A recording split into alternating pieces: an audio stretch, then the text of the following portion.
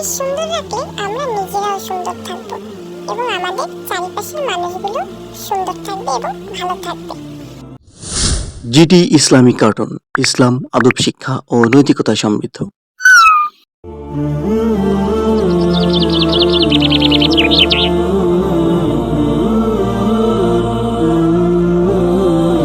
জঙ্গলের পাঠশালায় তোমাদের সবাইকে সালাম জানাই। আসসালামু আলাইকুম। ওয়ালাইকুম আসসালাম বানর পণ্ডিত। আমরা ভালো আছি, আপনি কেমন আছেন? এই কি টুনি বন্ধু, তুমি একা যে? আর বাকি সবাই কোথায়? এখনো তারা আসেনি কেন? আর সিংহ মামা, সে দেখি ঘুমে বিভোর, সে কি অবস্থা? ও মামা, মামা, ও সিংহ মামা, সিংহ মামা। পণ্ডিত মশাই, আজকে আমার আসতে একটু দেরি হয়ে গিয়েছে, আপনি আজকের মতো আমাকে মাফ করে দিন, এরপর থেকে আর এমনটা হবে না। তুমি তো রোজই এমনটা করে বলো ভাইয়া, কিন্তু তুমি তো প্রতিদিনই দেরি করে আসো। পণ্ডিত মশাই, আজকে ওকে একটু শাস্তি দিন, না হলে ও এমনটা করতেই থাকবে। আরে টুনি বন্ধু, তুমি কেন আমার পিছে খামোখা লেগে থাকো বলো তো? তোমার কি কোনো কাজকর্ম নেই? পাঠশালায় এসেও তোমার আমার সাথে ঝগড়া করতে হবে? আরে আরে, থামো তোমরা, থামো, এটা পাঠশালা, মাছের বাজার নয়। আরে পণ্ডিত মশাই, তুমি চলে এসেছো? আমি তো তোমার অপেক্ষা করতে করতে ঘুমিয়েই গিয়েছি। আচ্ছা, ভালো হয়েছে তুমি উঠে পড়েছো। আমি এসেই তোমাকে ডেকেছি, কিন্তু হয়তো তুমি ঘুমের ঘরে শুনতে পাওনি। আজকে পাঠশালায় অনেকেই অনুপস্থিত, হয়তো বা কোনো বিশেষ কারণে আসতে পারেনি। আরে হ্যাঁ হ্যাঁ, হতেও পারে, তুমি ঠিকই বলেছ বানর পণ্ডিত। আসলে কি জানো, তোমার পাঠশালায় আসতে আমার খুবই ভালো লাগে। তুমি পাঠশালায় মজার মজার গল্প বলো, সুন্দর সুন্দর ছড়া বলো এবং শিক্ষণীয় শিক্ষণীয় কথাবার্তা কাজকর্ম শেখাও, যা আমাদের জঙ্গলের জন্য খুবই উপকারী। আপনি একদম ঠিক কথা বলেছেন সিংহ মামা। আচ্ছা, তোমরা এখন সবাই চুপ করো, আমরা আমাদের পাঠশালার কথাবার্তা শুরু করতে পারি তাহলে। হ্যাঁ হ্যাঁ পণ্ডিত মশাই, আপনি এখন শুরু করুন, শুরু করুন। আজকে আমরা পরিবেশ নিয়ে কথা বলবো, কিভাবে আমরা পরিবেশকে সুন্দর রাখতে পারি এবং পরিবেশ সুন্দর রাখলে আমরা নিজেরাও সুন্দর থাকবো এবং আমাদের চারিপাশের মানুষগুলো সুন্দর থাকবে এবং ভালো থাকবে। এটা কিভাবে সম্ভব বানর পণ্ডিত, একটু বুঝিয়ে বলো তো আমায়। আমরা সবাই মিলেমিশে একসাথে যদি কাজ করি এবং একসাথে একে অপরকে সহযোগিতা করি, তাহলেই আমাদের পরিবেশ সুন্দর থাকবে এবং আমরা নিজেরাও সুন্দর থাকবো।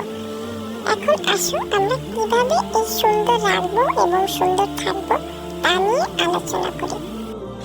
পরিবেশ বলতে সাধারণত আমাদের চারিপাশকে ঘিরেই বোঝানো হয়ে থাকে।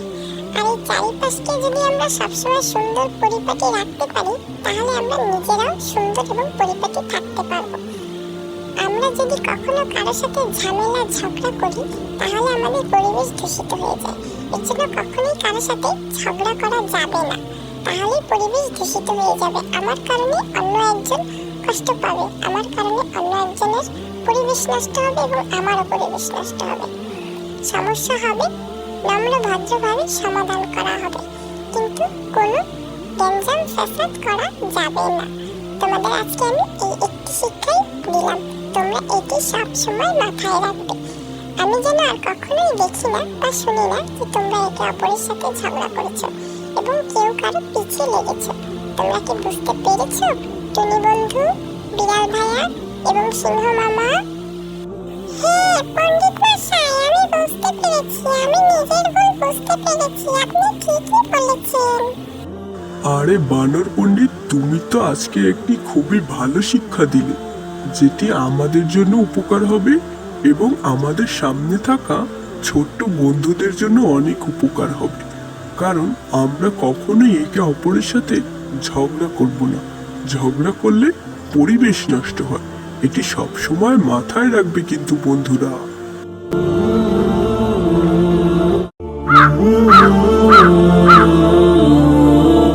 হেই ইয়ামিন, দেখো ওই যে ঝালমুড়ি চাচা ঝালমুড়ি বিক্রি করছে, চলো আমরা ঝালমুড়ি খাই।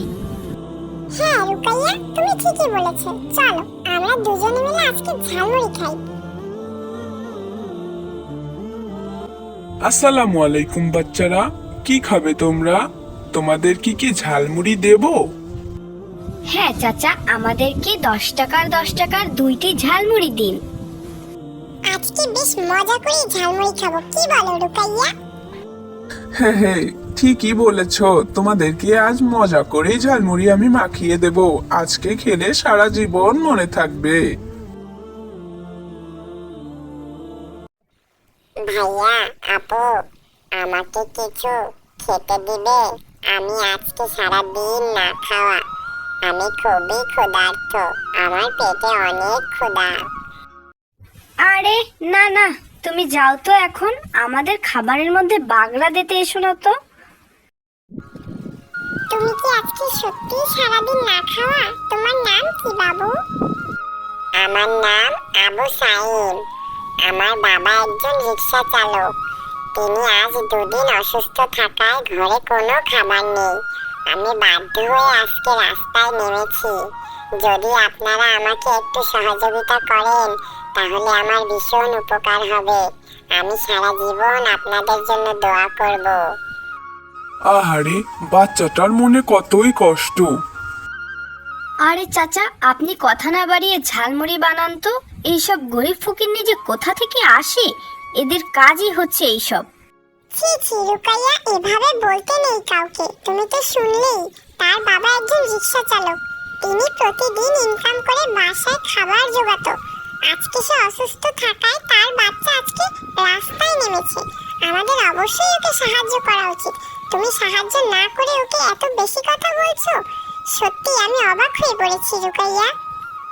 মানুষকে ঠকিয়ে টাকা মেরে খাওয়ার ধান্দা এগুলো ইয়ামিন, তুমি কি তা বুঝতে পারছো না? রাসূল সাল্লাল্লাহু আলাইহি সাল্লাম বলেছেন, যে ব্যক্তি আল্লাহর জন্য কোনো মুসলিমের দুঃখ দূর করবে, আল্লাহ তাআলা স্বয়ং তার দুঃখ আখিরাত এবং দুনিয়া থেকে দূর করে দিবেন। শোনো রুকাইয়া, সহিহ বুখারী শরীফে বলা হয়েছে, যে ব্যক্তি অন্যের উপকারে লিপ্ত থাকবে মহান আল্লাহ তাআলা তার উপকার করবে। আমি আমার ভুল বুঝতে পেরেছি ঝালমুড়ি চাচা এবং ইয়ামিন, আমি সত্যিই দুঃখিত, আমাকে ক্ষমা করে দাও ভাই। আর চাচা, আপনি আমাদেরকে আরো একটু ঝালমুড়ি বাড়িয়ে দিন, আমি আপনাকে আরো একটু টাকা বাড়িয়ে দিব। আরে না না, আজকে আমি তোমাদের একজনের কাছ থেকেও একটি ঝালমুড়ির টাকাও নেব না, কারণ আজকে আমি তোমাদের বিবেক বুদ্ধি দেখে সত্যি আনন্দিত এবং তোমাদের উৎসাহিত করতে আমি আজকে কোনো টাকাই নেব না। তোমরা এই অল্প বয়সেও যে মানুষকে সহযোগিতা করা শিখে গিয়েছো, এটাই অনেক। আল্লাহ তোমাদের উত্তম পুরস্কার দান করুক।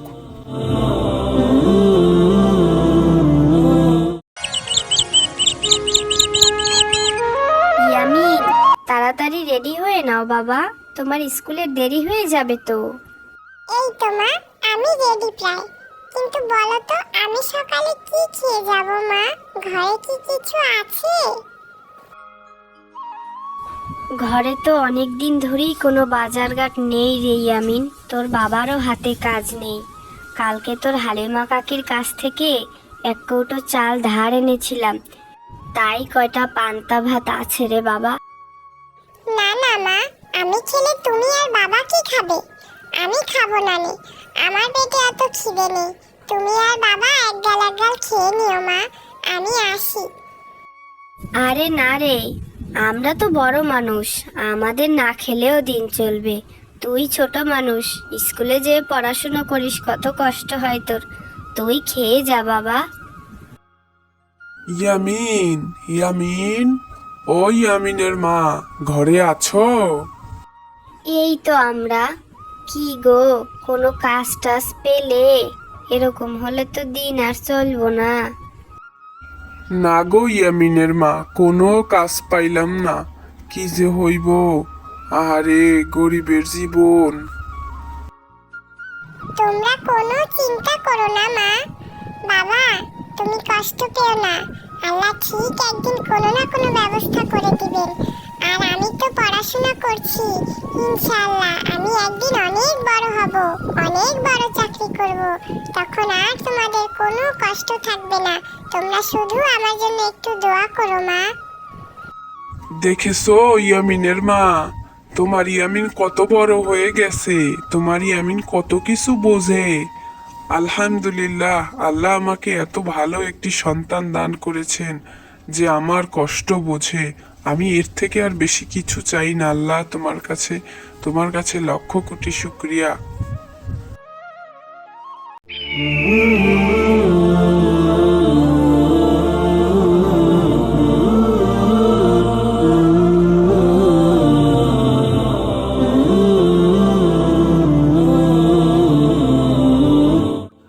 দেখতে দেখতে আমরা প্রায় এই গ্রামেরও শেষ মাথায় চলে এসেছি, আলহামদুলিল্লাহ।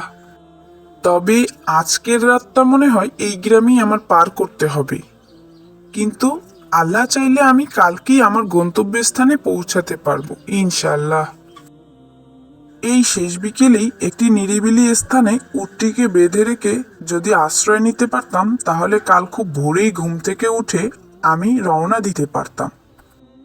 আচ্ছা, এখানটা তো বেশ নিরিবিলিই রয়েছে, আমি এই গাছের ছায়ায় না হয় আশ্রয় নেই আর উটটিকে পাশেই না হয় রেখে দেই।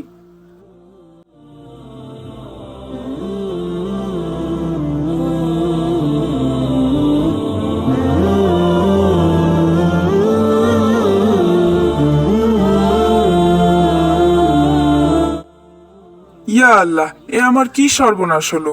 আমার উটটি কোথায় চলে গেল? নাকি কেউ নিয়ে গেল?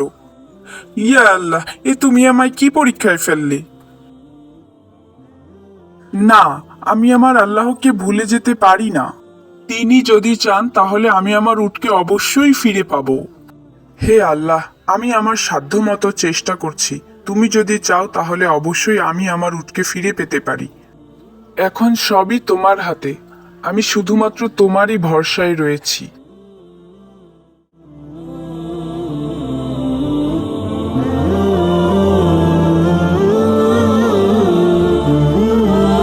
হে আল্লাহ, আমি জানি তুমি আমাকে নিরাশ করবে না, তুমি অবশ্যই আমাকে সাহায্য করবে এবং তা খুব দ্রুতই, এটা আমার বিশ্বাস।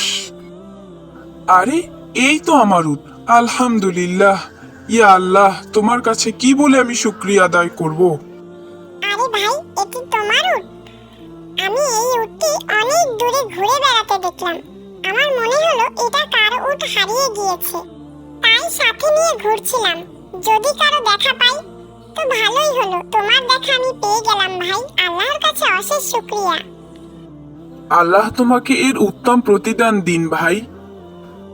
তোমাকে অনেক অনেক শুকরিয়া ভাই। আল্লাহ, তুমি কতই না দয়ালু, তুমি কখনোই কাউকে নিরাশ করো না যদি কেউ তোমার উপর ভরসা করে। যে আল্লাহর উপর ভরসা করে তার জন্য আল্লাহই যথেষ্ট। তুমি আবারও তা প্রমাণ করে দিলে আল্লাহ।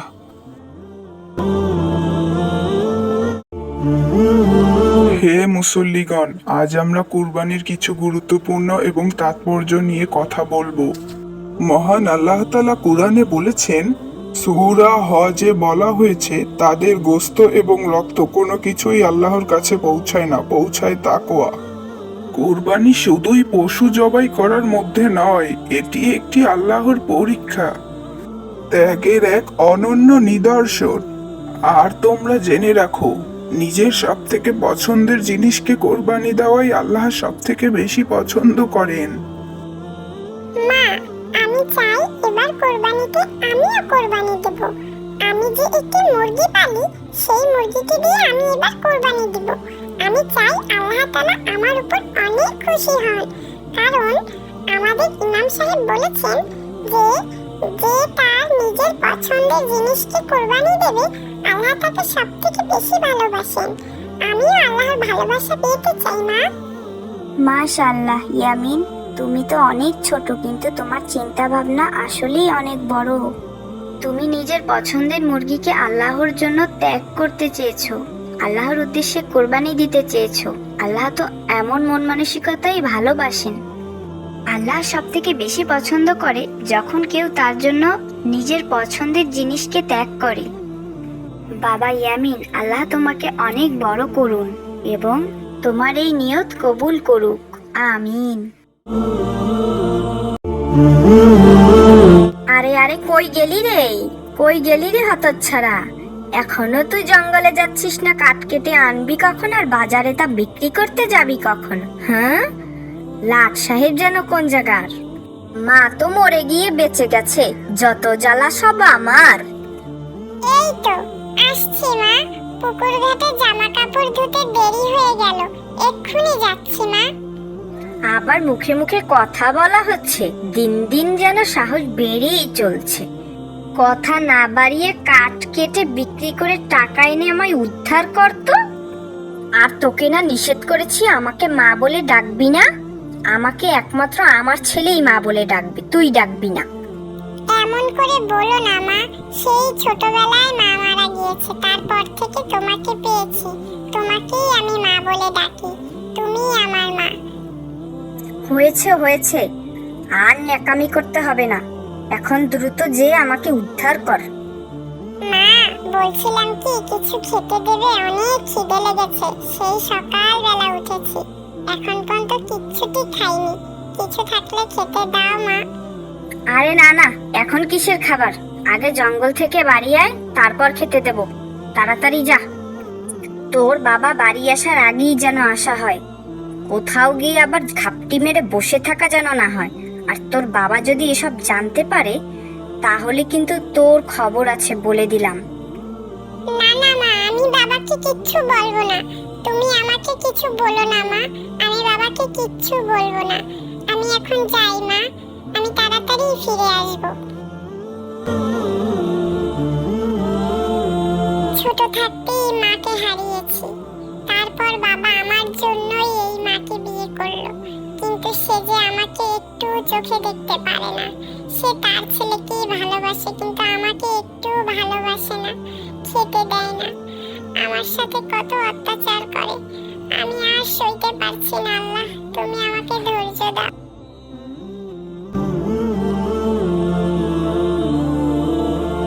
ও ভাই, তুমি কোথায় যাচ্ছ ভাই? একটু এদিকে আসো না। কে যেন ডাকলো মনে হলো না?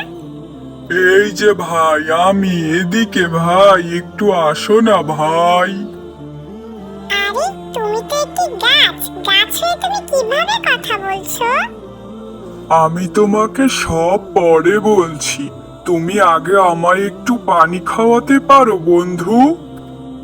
নিশ্চয়ই, কেন নয়।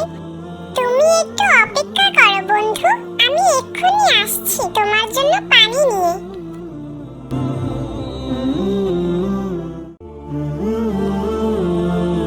এই তো এখানে একটি পুকুর আছে, এখান থেকে আমি দেখি আমার গাছ বন্ধুর জন্য একটু পানি নিয়ে যাই।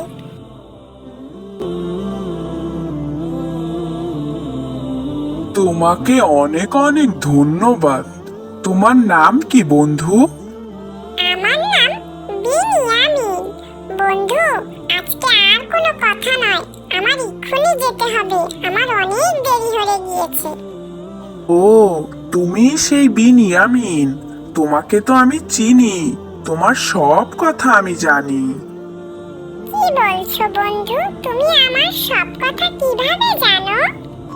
প্রকৃতি বন্ধু, প্রকৃতি তোমার সব কষ্টের কথা জানে, আর আমিও তো প্রকৃতিরই একজন। আজকে পানির তৃষ্ণার কারণে তোমার সাথে আমার দেখা এবং কথা হয়ে গেল বন্ধু।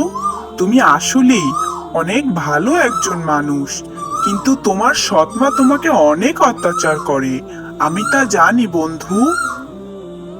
তুমি কিচ্ছু চিন্তা করো না বন্ধু, মহান আল্লাহ তাআলা একদিন সব ঠিক করে দেবেন ইনশাআল্লাহ। তাই যেন হয় বন্ধু, তুমি আমার জন্য দোয়া করো। আমি আজ আসি, আবার দেখা হবে।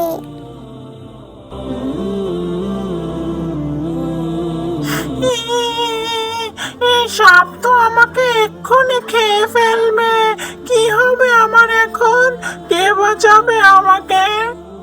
আরে ওই দূরে ইউসুফ দাঁড়িয়ে আছে না, ও কাঁদছে কেন? আরে আরে ইউসুফ, তুমি ভয় পেও না, আমি চলে এসেছি, চুপচাপ দাঁড়িয়ে থাকো। আউযু বিল্লাহি মিনাশ শাইতানির রাজিম, বিসমিল্লাহির রহমানির রহিম।